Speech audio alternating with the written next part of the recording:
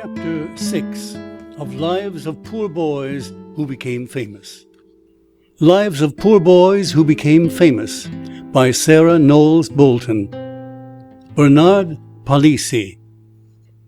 In the Louvre in Paris, preserved among almost priceless gems, are several pieces of exquisite pottery called Palissy ware. Thousands examine them every year, yet but few know the struggles of the man who made such beautiful works of art. Born in the south of France in 1509 in a poor plain home, Bernard Palissy grew to boyhood, sunny-hearted and hopeful, learning the trade of painting on glass from his father. He had an ardent love for nature and sketched rocks, birds, and flowers with his boyish hands. When he was 18, he grew eager to see the world, and with a tearful goodbye from his mother, started out to seek his fortune. For 10 years he traveled from town to town, now painting on glass for some rich lord, and now sketching for a peasant family in return for food. Meantime, he made notes about vegetation and the forming of crystals in the mountains of Auvergne, showing that he was an uncommon boy. Finally, like other young people, he fell in love and was married at 28. He could not travel about the country now, so he settled in the little town of Sens. And then a baby came into their humble home. How could he earn more money, since the poor people about him had no need for painted glass? Every time he tried to plan some new way to grow richer, his daily needs weighed like a millstone round his neck. About this time he was shown an elegant enameled cup from Italy. What if I could be the first and only maker of such ware in France, thought he.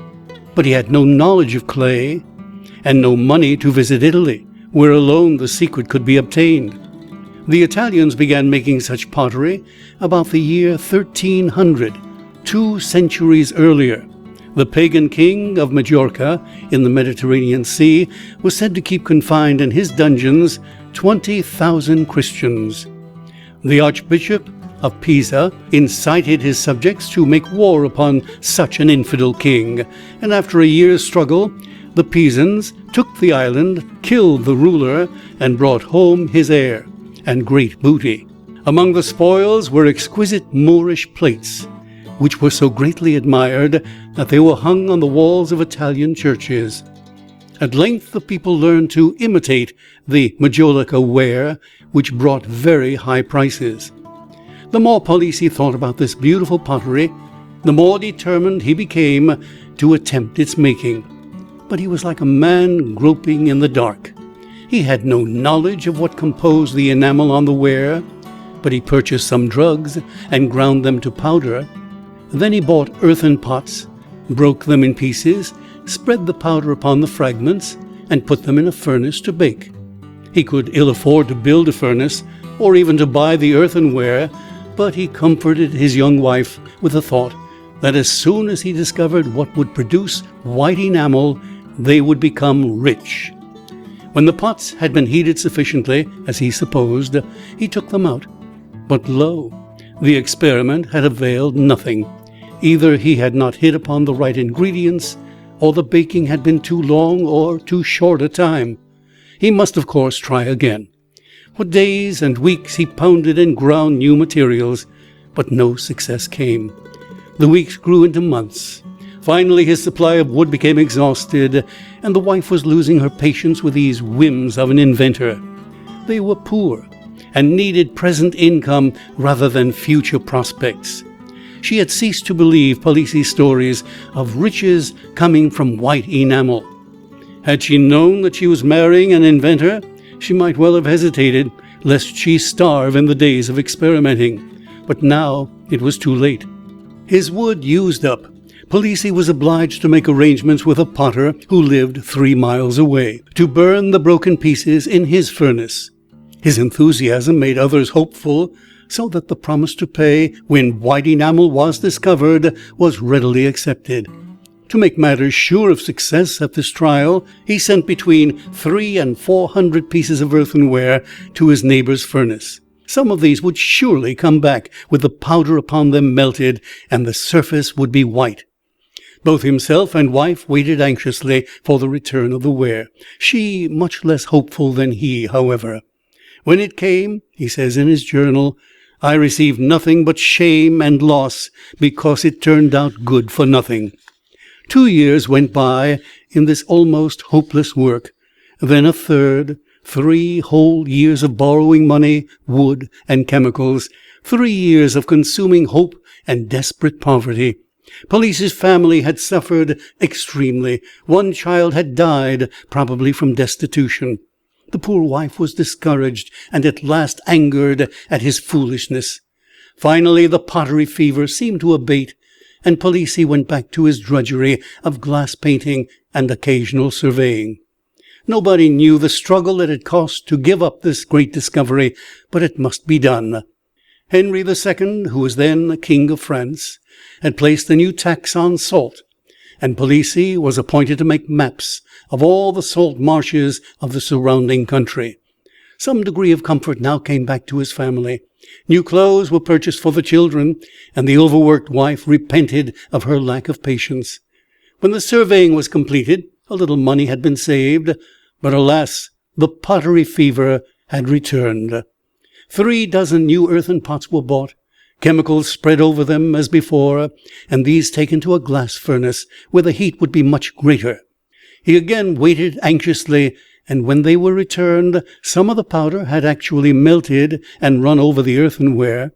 Well, this added fuel to the flame of his hope and ambition, and now for 2 whole years more he went between his house and the glass furnace, always hoping, always failing. His home had now become like a pauper's. For 5 years he had chased this will-o'-the-wisp of white enamel, and the only result was the sorrow of his relatives and the scorn of his neighbors. Finally, he promised his heartbroken wife that he would make but 1 more trial, and if this failed, he would give up experimenting and support her and the children. He resolved that this should be an almost superhuman effort. In some unknown way, he raised the money for new pots and 300 mixtures of chemicals. Then, with the feelings of a man who has but 1 chance for life, he walked beside the person who carried his precious stock to the furnace. He sat down before the mouth of the great hot oven and waited 4 long hours.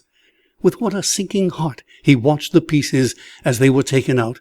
He hardly dared look, because it would probably be the old story of failure. But lo!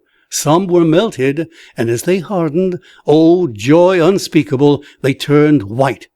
He hastened home with unsteady step, like one intoxicated, to tell his wife the overwhelming truth. Surely he could not stop now in this great work, and all must be done in secret, lest other potters learn the art. Fears no doubt mingled with the newborn hopes of Mrs. Palissy, for there was no regular work before her husband, and no steady income for hungry little mouths.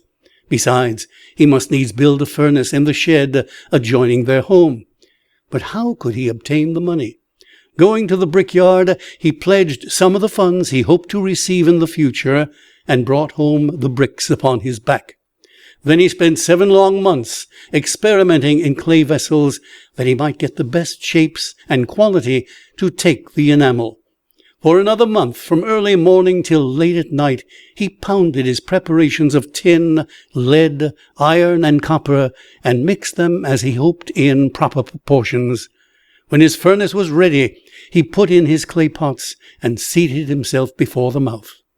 All day and all night he fed the fire, his little children bringing him soup, which was all the food the house afforded. A second day and night he watched the results eagerly, but the enamel did not melt. Covered with perspiration and faint from loss of sleep and food, with the desperation of hope that is akin to despair, for 6 days and 6 nights, catching scarcely a moment of sleep, he watched the earthen pots. But still the enamel did not melt. At last, thinking that his proportions in his mixtures might have been wrong, he began once more to pound and grind the materials without letting his furnace cool. His clay vessels, which he had spent 7 months in making, were also useless, so he hastened to the shops and bought new ones. The family was now nearly frantic with poverty and the pottery madness of the father, To make matters quite unbearable, the wood had given out, and the furnace fires must not stop. Almost wild with hope deferred and the necessities of life pressing upon him, Palissy tore up the fence about his garden and thrust it into the furnace mouth. Still the enamel did not melt. He rushed into the house and began breaking up the table and chairs for fuel. His wife and children were horrified. They ran through the streets, crying out that Palissy was tearing the house down and had become crazy. The neighbors gathered and begged him to desist, but all to no purpose. He tore up the floors of the house and threw them in. The town jeered at him and said, "It is right that he die of hunger, seeing that he has left off following his trade." He was exhausted and dried up by the heat of the furnace, but still he could not yield. Finally, the enamel melted, but now he was more crazy than before. He must go forward, come what might. With his family nearer than ever to starvation, he hired an assistant potter, promising the old promise to pay when the discovery had been perfected. The town of Sens must have become familiar with that promise. An innkeeper boarded the potter for 6 months and charged it to Palissy, to be paid, like all the other bills, in the future. Probably Mrs. Palissy did not wish to board the assistant, even had she possessed the necessary food. At the end of the 6 months, the potter departed, receiving as pay nearly all of Palissy's wearing apparel, which probably was scarcely worth carrying away. He now felt obliged to build an improved furnace, tearing down the old one to recover the bricks, nearly turned to stone by the intense heat. His hands were fearfully bruised and cut in the work. He begged and borrowed more money, and once more started his furnace, with the boast that this time he would draw 300 or 400 francs from it. When the ware was drawn out, the creditors came, eager for their share, but alas, there was no share for them. The mortar had been full of flints, which adhered to the vessels, and Palissy broke the spoiled lot in pieces. The neighbors called him a fool. The wife joined in the maledictions, and who could blame her? Under all this disappointment, his spirit gave way, and he fled to his chamber, and threw himself upon the bed.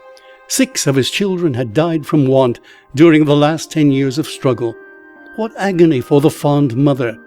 "I was so wasted in person," he quaintly wrote afterward, "that there was no form nor prominence of muscle on my arms or legs. Also the said legs were throughout of one size, so that the garters with which I tied my stockings were at once, when I walked down, upon my heels, with the stockings too. I was despised and mocked by all." But the long lane turned at last. He stopped for a year, and took up his old work to support his dying family, and then perfected his discovery. For 5 or 6 years there were many failures. The furnaces were too hot, all the proportions were wrong, but finally the work became very beautiful. His designs from nature were perfect, and his coloring marvelous. His fame soon spread abroad, and such nobles as Montmorency, who stood next in rank to the king, and counts and barons were his patrons. He designed tiles for the finest palaces, ideal heads of the Saviour, and dainty forms from Greek mythology. Invited by Catherine de Medicis, wife of King Henry II, Palissy removed to Paris, and was thenceforward called Bernard of the Tuileries. He was now rich and famous. What a change from that day when his half-starved wife and children fled along the streets of Saintes, their furniture broken up for furnace fires, and yet, but for this blind devotion to a single object, he would have remained a poor, unknown glass painter all his life. While in Paris, he published 2 or 3 books, which showed wide knowledge of history, mines, springs, metals, and philosophy. He founded a museum of natural history, and for 8 years gave courses of lectures attended by all the learned men of the day. When his great learning was commented upon, he replied, "I have had no other books than the sky and the earth known to all." A wonderful man indeed. All his life Palissy was a devoted Huguenot, not fearing to read his Bible and preach to the people daily from it. Once he was imprisoned at Bordeaux, and but for his genius and his necessity to the beautifying of palaces and chapels, he would have been put to death. When he was 76, under the brutal Henry III, he was shut up in the Bastille. After nearly 4 years, the curled and vain monarch visited him and said, "My good man, you've been 45 years in the service of the Queen my mother, or in mine, and we have suffered you to live in your own religion amidst all the executions and the massacres. Now, however, I am so pressed by the Guise party and my people that I've been compelled, in spite of myself, to imprison these 2 poor women and you. They are to be burnt tomorrow, and you also, if you will not be converted." "Sire," answered the old man, "you have said several times that you feel pity for me. But it is I who pity you, who have said I am compelled. That is not speaking like a king. These girls and I, who have part in the kingdom of heaven, we will teach you to talk royally. The Guisarts, all your people, and yourself cannot compel a potter to bow down to images of clay." The 2 girls were burnt a few months afterward. The next year, 1589, Henry III was stabbed by a monk who knelt before his throne, and the same year Palissy died in the Bastille at the age of 80. End of chapter 6.